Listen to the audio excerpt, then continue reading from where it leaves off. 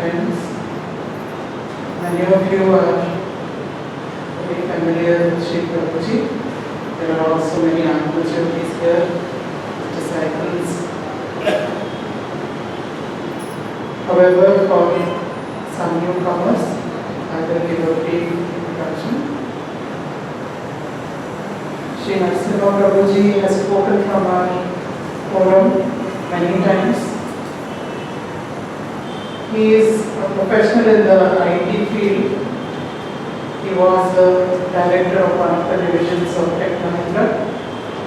Very recently retired. I think just last month he took voluntary retirement in order to focus on the growth, actualization, complete actualization of his vision and progress of his disciples on the path, and to spread the light of the self as far and wide as possible all over the globe.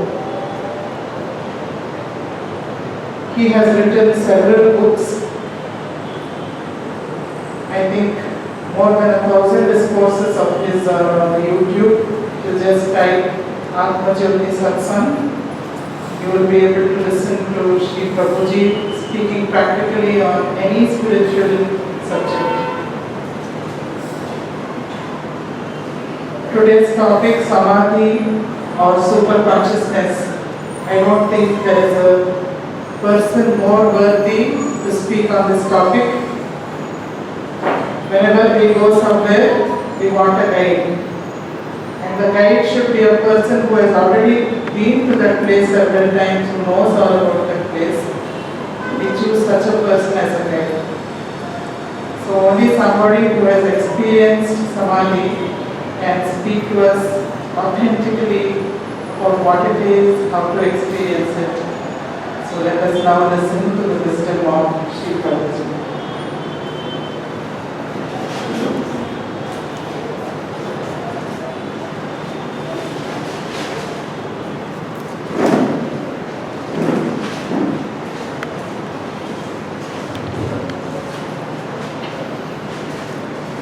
My pranams to all Atmajyotis, divine light of the self.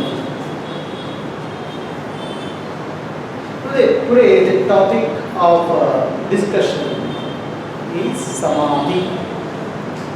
Many of you heard this word Samadhi. I'm just going to elaborate a bit what it means, the essential meaning of Samadhi. What are the stages involved, and the importance of Samadhi in spiritual life.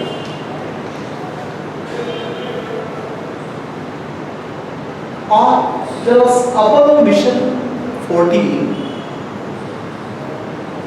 for the moon. When Americans sent Apollo Mission to the moon, this is lunar module which separates out. Astronauts get onto the ground, and there is another module which will rotate around the moon waiting for these people to come back to the mother module. There was one scientist, Dr. Michel, who was sitting in the module which was rotating around the moon. While he is in the moon, he is rotating around the moon in a lunar module. He has a very good glimpse of the Earth. Earth appears and disappears when the moon goes around, when it rotates around the moon. There's a glimpse of the galaxy. Suddenly, he entered into a state of consciousness where he forgot his body and started feeling total oneness with the universe, total oneness with existence. In his own words, he says, the whole universe made up of stars, planets, galaxies, all come from the same substance. The atoms and molecules in my body are nothing but atoms and molecules which form the galaxy. There is a total oneness in the universe. This experience completely transformed him. After he came back to the earth, he set up an institute for research into consciousness. He tried to find the meaning of this experience, try to understand what this experience is all about. And then he found the term called Savikalpa Samadhi in Indian literature. The closest experience which he had is what you call as Savikalpa Samadhi.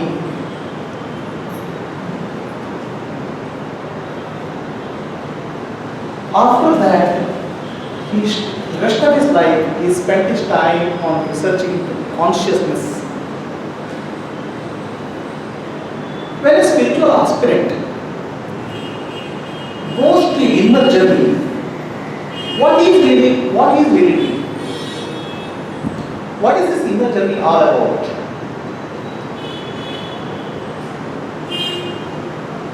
There is one supreme reality we call as Parabrahma, existence, whose nature is consciousness and bliss.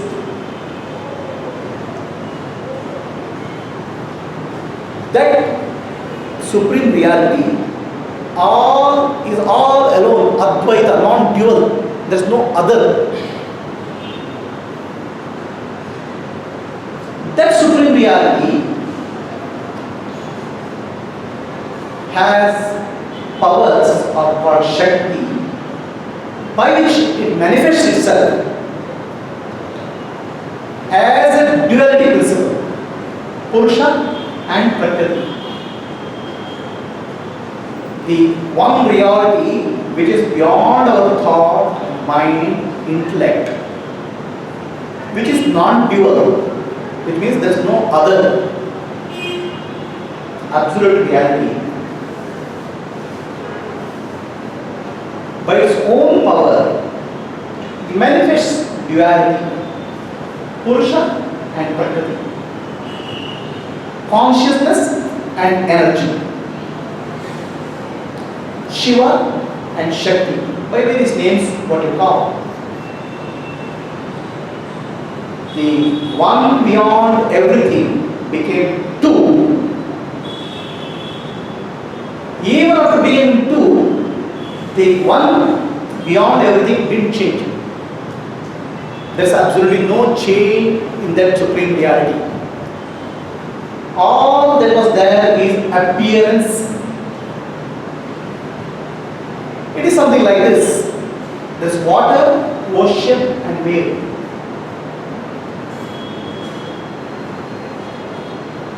Waves after wave rise in ocean.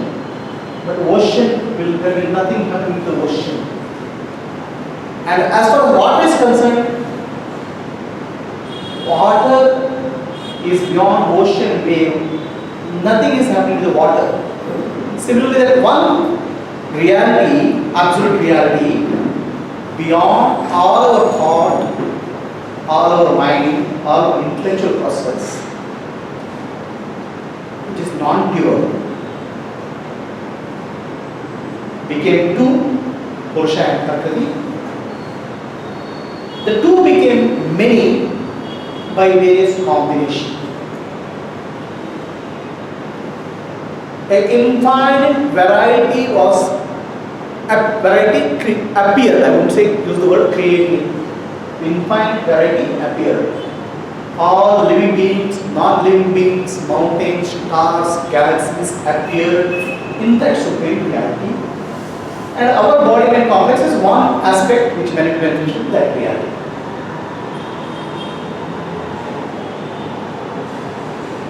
So, if we look at the world, there's so much variety, so much of difference.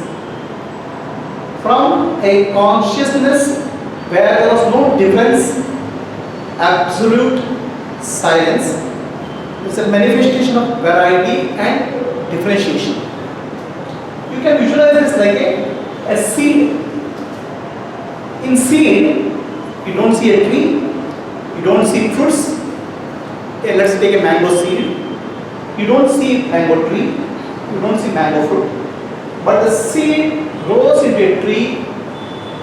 There are leaves, there are fruits, flowers, a variety appears. Of course, in this process, the seed disappears. Whereas in supreme reality, which was one without the second, the variety appears, but still the supreme reality remains same. There's no change with respect to supreme reality. So there is a process. This process, what we call as evolution. Constantly there is an evolution. Multiplicity created, the multiplicities combine with themselves to form different units. This evolution process goes on. A spiritual seeker traces back this evolution from variety and multiplicity to unity, and beyond that to go back to the source. This is spiritual journey is all about. From variety, what we see, move back from variety to unity behind that variety, and behind that unity there is an absolute principle. This is spiritual journey from outer to the inner. Evolution is from inner to the outer. The spiritual journey also can be called as involution. Why the word evolution is used? For journey from inside to outside, from absolute to unitary consciousness to multiplicity. The spiritual journey is from outside to inside and beyond, and we call this as involution. The way for the involution, there are two paths. They are called Loke Asmin Dvivida Nishta Pura Prokta Jnanaga Nana Yogena Samkhyana Karma Yogena Yogina. There are two paths for the involution. There are two paths for the spiritual journey. This is what Sri Krishna says in Bhagavad Gita. There are only two paths. There are not many. Jnana Yoga and Karma Yoga. So what is Bhakti Yoga?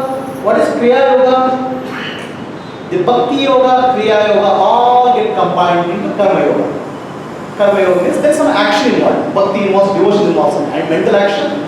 Kriya Yoga involves some action related to breathing, body movement. Karma Yoga related to service. So all are combined into one called Karma Yoga, and other path is called Jnana Yoga.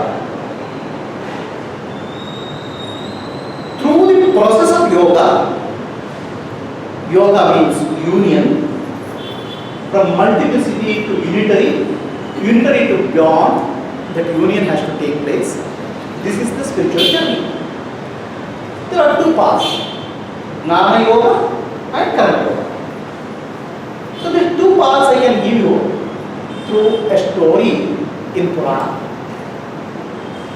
Shivji and Parvati are sitting in Kailas. And as usual, Narji, who is a troublemaker, comes there. It's a mango season. He brings a good mango, nice looking mango, and gives to Parvati. Oh mother, this is a very special fruit. This is a fruit called fruit of wisdom. You should not cut this. You should not cut this. The whole fruit has to be given to somebody who is wise. So Parvati takes the fruit. Ganesh and Subramanya, they are playing nearby. They saw this fruit and both run to the mother and fight for the fruit. I want this fruit, I want this fruit. So Parvati is the dilemma whom to give. She says she puts one condition. The condition is one who goes round the earth 3 times and comes back first to get his fruit. Before she finishes the words, Muruga Subramanya is already on his vehicle. He has flown off.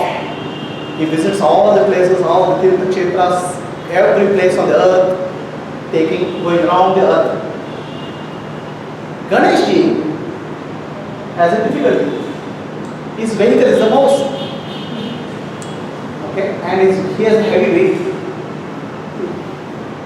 What he does, he just gets up, goes 3 times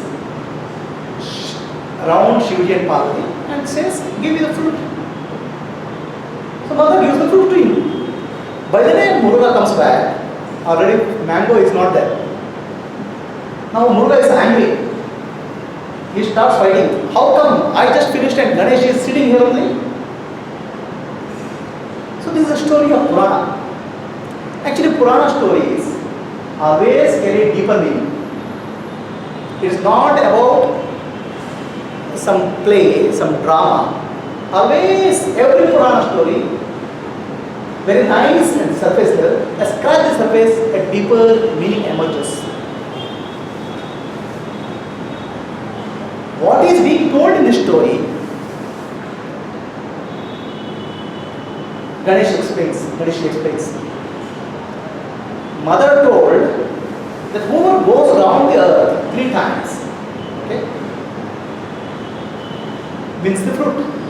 I went around Shivji and Parvati, my mother and father. Shiva represents consciousness. Shakti represents energy. Shiva and Shakti represents total manifestation. The entire universe, galaxies, stars, planets, human beings, living beings, non-living beings, all are a manifestation of Shiva and Shakti. So when you went around the earth 3 times, by going around Shiva and Shakti 3 times, I have gone around the whole entire universe 3 times, not even earth. So I deserve the fruit. There is a principle here. Shiva and Shakti together represent the totality. I told you one absolute principle, Sat Chit Ananda, became 2. That's Shiva and Shakti, consciousness and energy. So realization of this consciousness and energy, non-duality, there are 2 paths. Path taken by Ganeshji and path taken by Muruga. Path taken by the Ganeshji is path of Jnana Marga, not lot of action involved. Clear understanding, complete the sadhana and finish. Whereas path taken by Muruga is Karma Marga. It involves action, going places, coming back. So I told you there are 2 paths, Jnana Marga and Karma Marga. Ganeshji represents Jnana Marga, Subramanya represents Karma Marga for realization of the oneness principle. Now Jnana Marga is quick, faster and less effort involved. But most of us are action oriented. We want action. Sit and meditate? No. I need to do some action. So people who are action oriented, Karma Marga suits. Okay, Jnana Marga is represented by teachings of Sri Shankara, Ramana Maharshi. Ramana Maharshi says all that you have to do is simple, inquire who I am, where that I am is coming from. Go back to that, your journey is over. What effort is involved in inquiring I am? No lifting your hand, no breathing, no movement, no action, nothing. Just inquire into your nature, inquire where that I am is coming from, go back. That's Dana Marga. Whereas people who go on the Karma Marga, their journey is progressive. Okay? Dana Marga is direct, Karma Marga is progressive. It involves stages.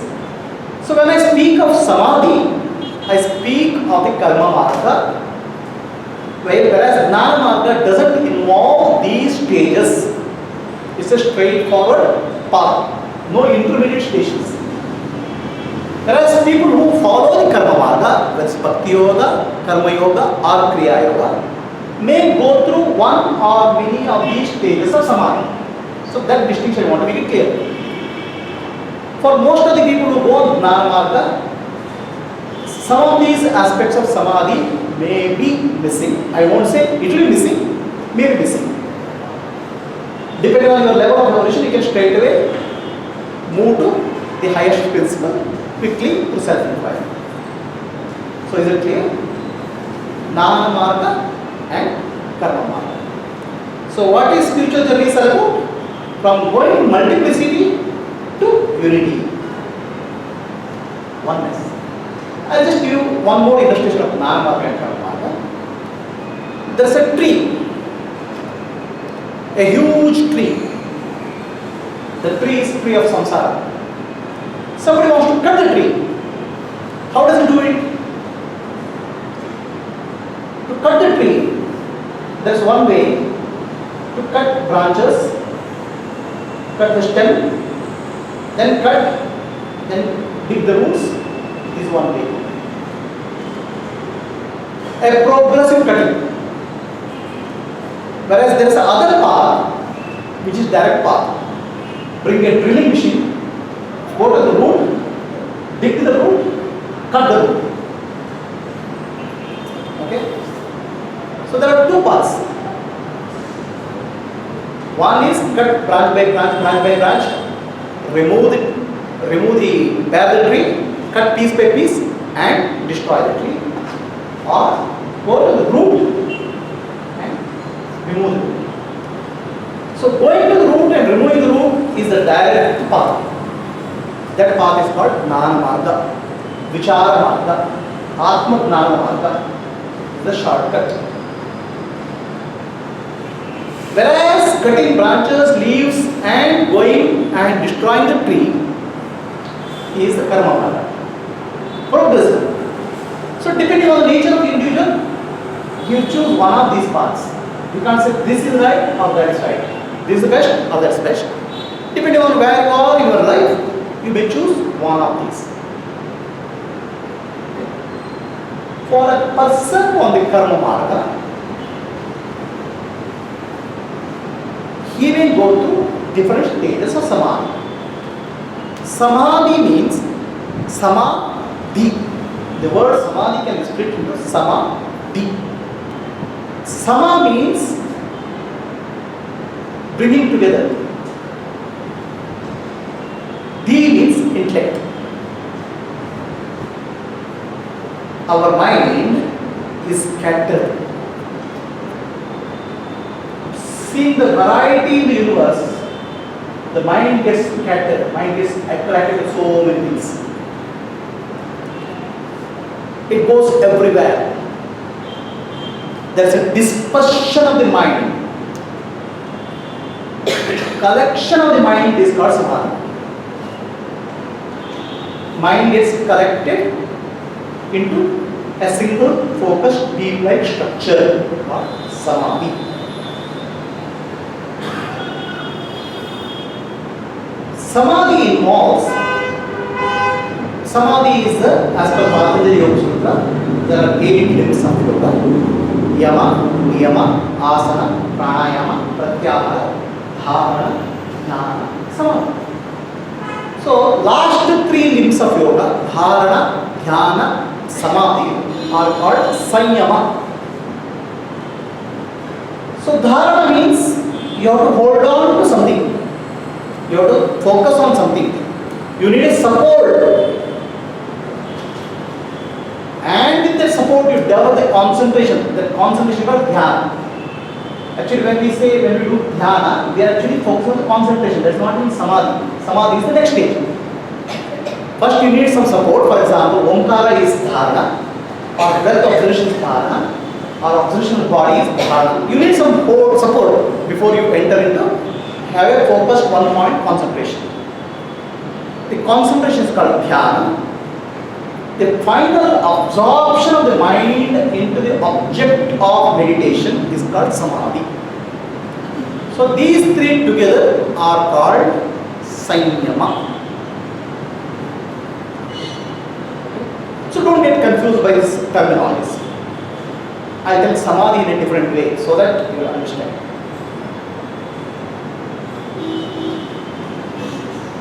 You can enter into samadhi for anything. A cricket samadhi is when match is taking place. Okay, sit in front of TV, eyes open, you enter into samadhi. It's called cricket samadhi. Okay, nothing comes to your mind. Wife is shouting. Okay, children are playing. Nothing comes to your mind. The mind is so focused and absorbed in cricket samadhi. Then there is a stock market samadhi. Okay? At any point of time, ask somebody, his pet stocks, he knows exactly what is the price, how stock market is rising, falling, he knows. Then there is girl samadhi. The boy who is interested in the girl, he knows exactly where she is, what she is doing, what dress she is wearing, what she is doing. Girl samadhi. Boy samadhi is there. The girl who is interested in the boy, she knows exactly what the fellow is doing. Okay, before texting the message, she knows exactly this message will come to me. Samadhi means absorption of the mind in some topic, deep absorption. The person who does cricket samadhi will not be able to even read 2 pages of a book. Book samadhi is not possible for him. Understand? So samadhi means deep absorption. Such a deep absorption that nothing can disturb. That's called samadhi. Okay? Absorption of the mind. Absorption involves concentration, focus, concentration, absorption. Are you getting it? But a girl samadhi will not lead to mukti. It can lead to marriage or breakup. A boy samadhi also cannot lead you to mukti. It can lead you to marriage or breakup. Right? A cricket samadhi will bring a lot of money to the TV advertisers and cricket fellows. You will not have money also. So these samadhis, there in your daily life, samadhi is nothing very special. But samadhi of the higher thing is special. Samadhi of the lower thing is very easy. Right? We have money samadhi going on every day. Money in the bank balance, money in the how much money I have earned, gold samadhi, money samadhi, all samadhis will happen. So none of these samadhis will lead to a higher consciousness and liberation. Do you understand the meaning of samadhi? Samadhi means something your mind gets captured. So the mind doesn't move. That's called samadhi. Absorption of mind deeply in a topic. But the same mind which is absorbed in the external world has to be taken inside. This is a big problem. The mind has to be taken from the gross to the subtle to the causal to the beyond. So this is a challenge of yogic samadhi. How do you move from the outer to inner? Okay. So when you move from outer to inner, only higher can be achieved. From inner to outer, you move and move, there is a bondage which can happen. Right? Samadhi is from outer to the inner. Samadhi means absorption in a topic so deeply that nothing distracts you. No other distraction. Mind is completely absorbed. In fact, you will not be aware of yourself also. So that is called samadhi. There are two types of samadhi or higher consciousness. One is called savikalpa and other is called nirvikalpa. The samadhi which Michel went through, this astronomer went through, is called savikalpa samadhi. In savikalpa samadhi, the mind is switching between the higher consciousness and lower consciousness. Mind is switching between the supreme reality and lower level reality. So the mind is not absorbed in the supreme reality all the time. So they say intermittent absorption of mind in the supreme reality, at the same time awareness of the physical reality. In that state, a total oneness is experienced, a deep feeling of oneness of the existence is experienced. That's not the ultimate. That's beyond oneness, which is called non-duality. Non-duality is not oneness, non-duality is no otherness. So oneness is experienced called savikalpa samadhi. Vikalpa means modification of mind is there. Vikalpa involves modification of mind. Savikalpa means a samadhi absorption with the modification of mind. Absorption in what? Absorption in the supreme reality. But the mind is modified, it comes back and it gets involved in the outer reality or lower level reality. That's called savikalpa samadhi. There is another type of samadhi which is called nirvikalpa samadhi. Nirvikalpa means no vikalpa, no mental modification. So the mind is completely absorbed in the higher reality. Mind is completely absorbed in supreme consciousness. That's why no vikalpa, nirvikalpa. Vikalpa means no mental modification. Mind has taken the form of the higher level reality. What is the nature of higher level reality? Nirakara, no form. Nirvikalpa, no modification. Okay? Its nature is bliss, supreme bliss. Sat Chit Ananda. Mind gets absorbed in this higher level reality, intermittently is called savikalpa samadhi. Without intermittent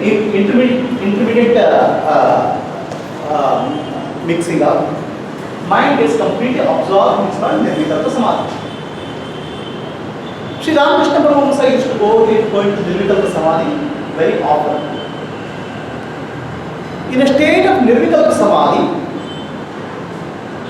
the mind can, when it gets absorbed totally in this self, supreme reality, the physical function of the body comes to a minimum. The heartbeat, the breathing, the pulse comes to a minimum. So this state of samadhi, the mind enjoys the bliss of this self. Nirvikalpa samadhi is of two types. Kevala nirvikalpa and sahaja nirvikalpa. Kevala nirvikalpa means temporary, sometime. Sahaja means natural. So the mind is full of impressions. Mind has impressions which are gathered in the process of operating in the world. Now when these impressions are there, vasanas are there, the mind can get temporarily absorbed in higher consciousness. That means vasanas are not gone. Okay? In that stage of samadhi is called Kevala Nirvikalpa Samadhi. And in next stage or higher stage of samadhi is Sahaja Nirvikalpa. Sahaja means natural. So the mind has become pure. Vasanas have gone. Impressions have gone. Mind naturally settles in the higher state of consciousness. That case is called Sahaja Nirvikalpa. Kevala Nirvikalpa doesn't lead to Mukti. Sahaja Nirvikalpa leads to Mukti. Sahaja Nirvikalpa is not final state. Any samadhi is temporary in nature.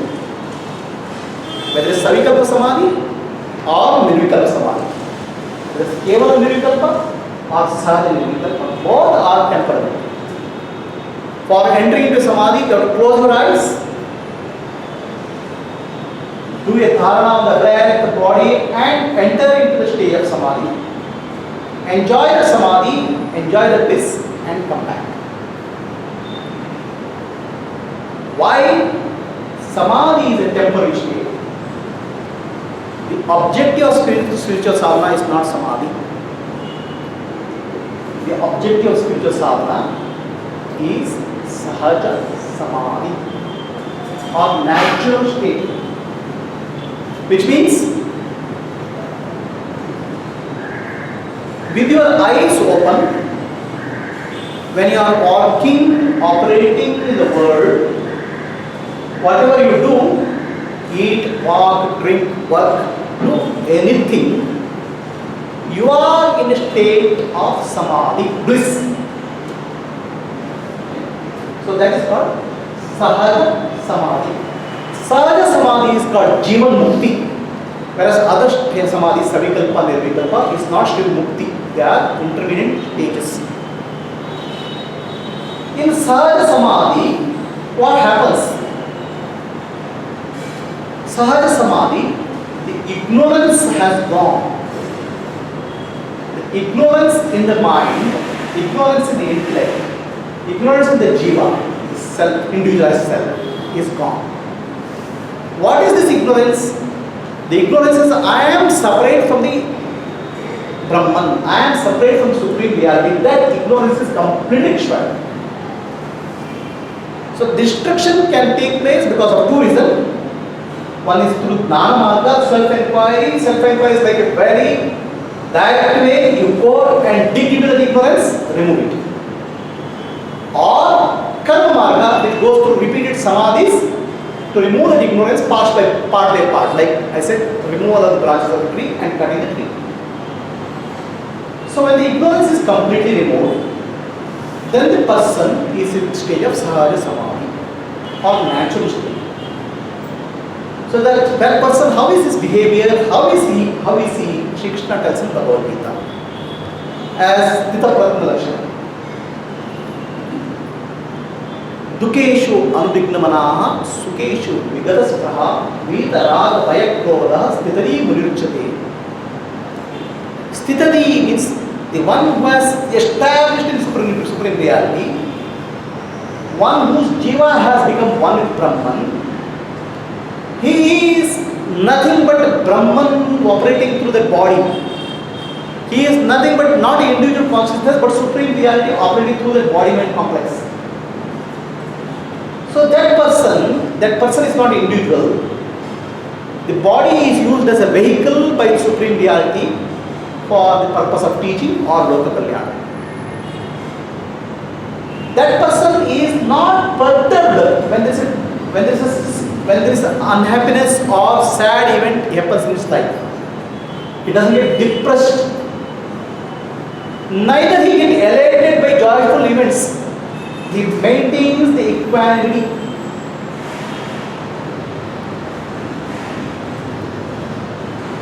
Vitaraga, attraction and repulsion, both have gone in that person. Bhaya, Krodha, fear and anger have disappeared in his life. Such a person is called enlightened one or Sthitadi Mulinchite. So now that person need not sit in meditation. That person will not have to sit in samadhi. They are all lower level stages. Now he has gone beyond the stages of sitting in meditation or samadhi. While walking, talking or drinking or working, he is in a state of continuous state of samadhi. He experiences the bliss all the time. Now what is this word called bliss? What is this bliss? The word bliss means it's not happiness. Happiness is related to the mind. Bliss is a state where there is no other, non-dual. Okay? Absence of the other is called non-dual state, is called bliss. Now the word bliss is used everywhere. Have a blissful marriage. Okay? Have a blissful birthday. So we don't understand the word bliss. Bliss we substitute for happiness. Happiness is a state of mind which goes up and down. Bliss is unchanging, eternal. The closest experience of bliss which you have, bliss of self which you have, to give an example, which you can understand, is in a state of deep sleep. We have three states of the mind. There is no state of consciousness. Three states of mind: waking, dreaming, and deep sleep. Waking, dreaming, and deep sleep. In waking state, we experience the outer world, and multiplicity we see, and stress develops. Where there is duality, where there is multiplicity, always stress is there. You understand? See, for example, when you are with your friends, you are peaceful, joyful. But when stranger comes, suddenly resistance comes. So when everything is the self, all that is there is self and nothing other than the self is there, that's called non-duality. The bliss is the experience of non-duality all the time, is called bliss. That people give by various names called Amritananda, Nityananda, Brahmananda. The eternal state, the bliss doesn't come up and I was blissful for a moment. That is actually samadhi. In Sahaja Samadhi, bliss is there all the time because you don't see the other. There's no other. Somebody asked Buddha, what happened when you got enlightened? What happened when you got enlightened? Buddha said, the moment I got enlightened, I realized that the whole world is enlightened.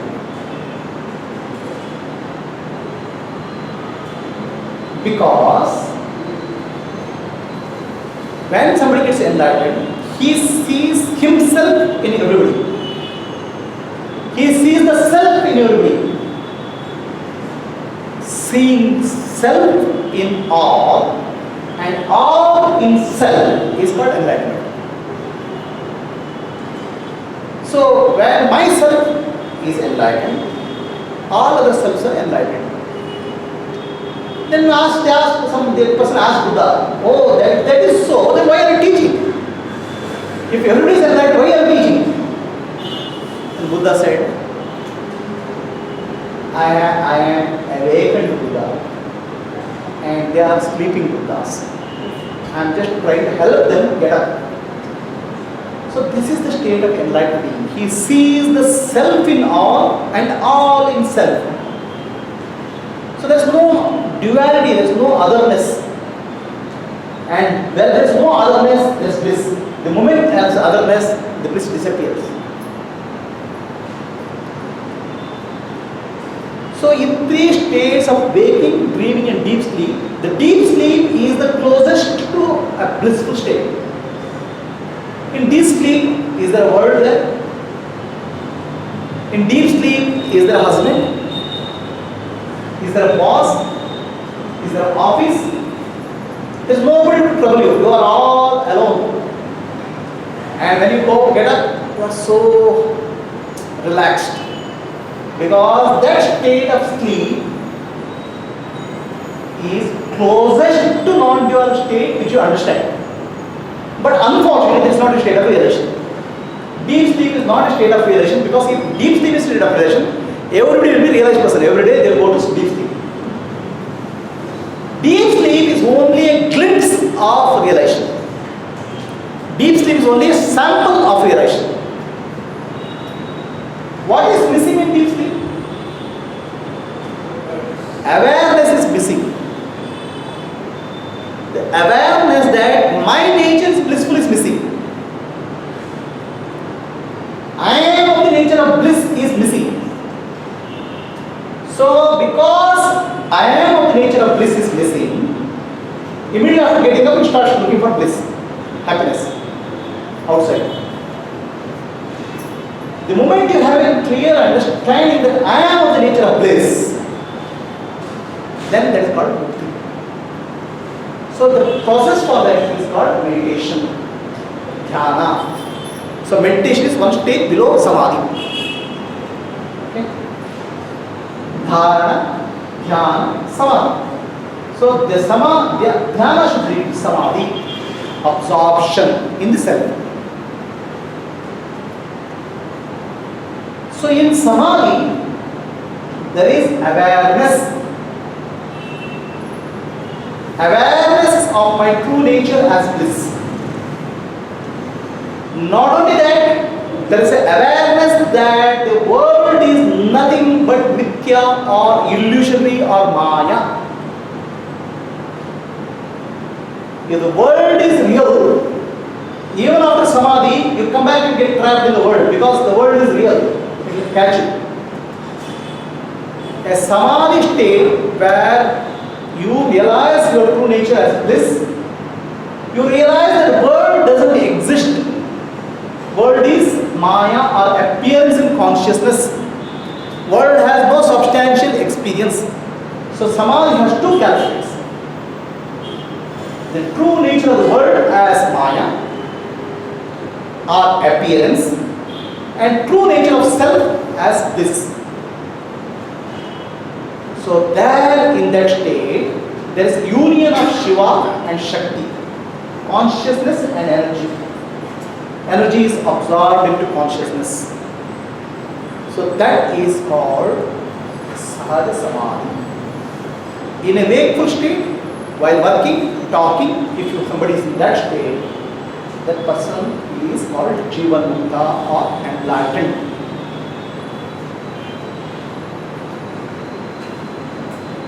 Let us go back to Savikalpa Samadhi.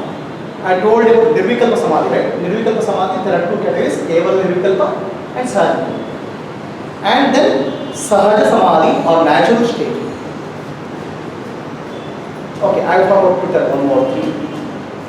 This Nirvikalpa Samadhi itself of a Jada or Chetana. Jada Samadhi or Chetana Samadhi. Nirvikalpa Samadhi, I told that the body functions will come to minimum.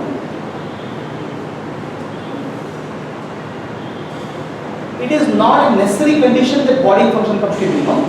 There can be Nirvikalpa Samadhi when the body functions are actually active, but still the person can be Nirvikalpa Samadhi. Okay? Not 100% body function stop, but still the person can be Nirvikalpa Samadhi. Nirvikalpa Samadhi itself is of Kevala and Sahaja. In both Kevala and Sahaja, there is two categories called Jada Samadhi and Chetana Samadhi. Jada means unconscious. A Samadhi with unawareness will not lead to wisdom. Okay? Jada Samadhi means will not lead to wisdom. Chetana Samadhi will gradually, progressively remove the subconscious impressions. Chetana Samadhi is only to be desired. Swami Vivekananda went to London and some reporter asked him, what is superconsciousness state? What is that your Guru goes through? Sri Ramakrishna Vivekananda described in the stage of Ramakrishna Paramahamsa. His heartbeat comes down, the breathing comes down, and he is not conscious of the outer world. Then the reporter said, "Oh, that's very simple. If I take a hammer and hit somebody's head, okay, it will also enter into that stage." Right?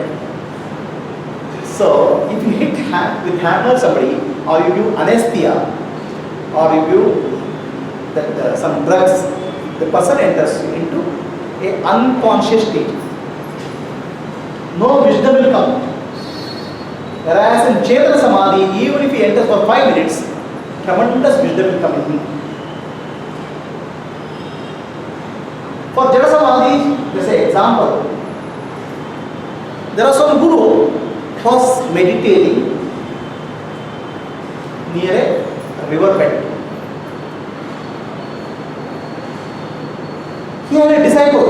He told disciple, "Go and get me some water." So disciple runs to nearby village, tries to get water. By the time what happens? There is a tsunami and flooding. Okay, this guru is very deep in the sand. He has entered into samadhi. So after a couple of months are over, the river has receded. Some villagers come and dig the ground for taking the sand. Suddenly, when hit the head, the blood flows. They are scared and dig the ground. This Swami is sitting in meditation. So they pour some water on him, his face, and rub his feet. Now he comes alive. Opening his eyes, he says, "What happened? Where is my water?" Okay, there's no wisdom has come. His last impression is sending him for water and coming back out of the water, right? That is not a samadhi, and that you see many places. Okay, somebody is buried in ground for 7 days, no breathing, nothing, and zero wisdom. The wisdom doesn't come. They are all very, what I'm saying, is fantastic as far as the special effects are concerned. But really, there is no wisdom at all. For wisdom, Chetana Samadhi has to happen. With the awareness, somebody has to enter into Samadhi and come out with the awareness. Nana has to happen. Even 5 minutes to enter into Chetana Samadhi, there is a tremendous wisdom blooms. There is a story of Guru Nanak Ji. Guru Nanak Ji had a disciple called Mardana. Guru Nanak Ji and Mardana used to sing and dance to the glory of that supreme reality. One day, Guru Nanak entered into a river and he didn't come out. Mardana got scared. He went and told villagers. The villagers came and stood near the river bank. 3 days are over. Guru Nanak Ji slowly comes out of the river. Then first word he utters is Satnam Ik Omkara. Satnam Ik Omkara. Omkara is the only true name. This is the word which he uttered. Satnam Ik Omkara. Don't take the story literally, okay? You should not take any story in Purana or Upanishad, or Purana especially, or story of this mythology literally. They are symbolic in nature. Guru Nanak entered river, means entered into river of life. 3 days he was in Samadhi. When he came out of Samadhi, tremendous wisdom had dawned on him. He had realized that Satnam, the true name, Omkara, and Supreme Reality. So this is the effect of Chetana Samadhi. If he had entered in the Jada Samadhi, nothing will come out. It's just a law. It's like a law of food. So then when you read in newspaper, somebody has entered in Samadhi for 7 days, no food, no water, nothing. After getting up, you read masalas. Okay. So no wisdom will come. That's what Chetana Samadhi. Right? So now let us look at the other Samadhi, which is the lower Samadhis. I didn't discuss in detail. Savikalpa Samadhi. Savikalpa Samadhi itself has 4 categories. Savichara, Nirvichara, sorry, not 4 categories. Savichara, Nirvichara, Sananda, Sasmita. Savitarka, Nirvitarka, Savichara, Nirvichara, Sananda, Sasmita. There are 6 levels in Savikalpa Samadhi. Savitarka and Nirvitarka, Savichara, Nirvichara, Sananda and Sasmita. There are 6 levels of what you call as Savikalpa Samadhi. Savitarka means for meditation you need an object, something to focus on. Those who are meditating, no. Breath observation. Observe the breath. Observation. Mind is suddenly going to the kitchen room. Okay? So, and then possibly you realize, so I missed the breath, again bring the mind. Okay? So now, suddenly the breath is stopped, breath observation is stopped, and you went into a blank state. Okay? So what happens in Savitarka Samadhi is the mind, Savitarka Samadhi is focused on the gross objects. The gross objects can be a deity. People focus on deity like Shiva, Vishnu, Narada, their form can be gross. Mind doesn't stay there. The mind interferes. Mind doesn't allow to settle on that object of meditation. It can be your Ishtadevata. It can be any topic. Right? Mind doesn't settle. The mind interferes. Why does the mind interfere? Mind is shifting from the object to the memory. Bring something from memory, very important thing. Okay, what happened to my son's school bag? What happened to my office? Some important things, more important than God, your product. Okay, this is called Savitarka. Nirvitarka is your attained certain level of mastery, then those interferences come down. Savitarka is focused on a gross. It can be form of Guru, it can be form of deity, it can be form of divine. This form of deity, form of divine is called what I call as dharana. Dhyana is happening to the intermediate, coming and going. Mind is coming and going, interference happening. So now we enter into next level of samadhi. It's called savichara and nirvichara. So now savichara, in savichara, now your gross level form is not becoming very important for you. Let us take just give you example of Shiva. So initially in Savitarka Samadhi, you start focusing on Shiva. In Savichara Samadhi, oh, Shiva is just a body, Shiva is everywhere. Shiva is a subtle principle. Shiva is Vairagya. Shiva is Jnana. So you start focusing on subtle aspect of Shiva, consciousness. From gross you move to subtle. Then you enter into called Savichara. But now the mind also comes with Savichara. Mind also comes with subtle thought process. Right? It interferes. In gross object, gross interference is there, in subtle interference is there. So mind drifts. Then the mind drifts because mind picks up something from chitta, memory, and comes back. From chitta it comes back and interferes. So then it goes to savichara, nirvichara. The interference of the mind stops and you focus on that quality. So now if that happens, the subject-object relationship collapses because you are completely absorbed. Right? The mind, earlier there was an object to focus now. Now the object is not there. You experience oneness with your deity, Shiva or Rama. So in that stage, there is a bliss, Ananda. It's called Sananda. Then it is called Sasmita. Sasmita means there's a feeling of I amness. I am one with the deity. I amness remains. That's called Sasmita. These are stages of Savikalpa Samadhi. The Samadhi is also again under two types. Sabija and Nirbija. Sabija and Nirbija. Sabija means you need an object to hold on.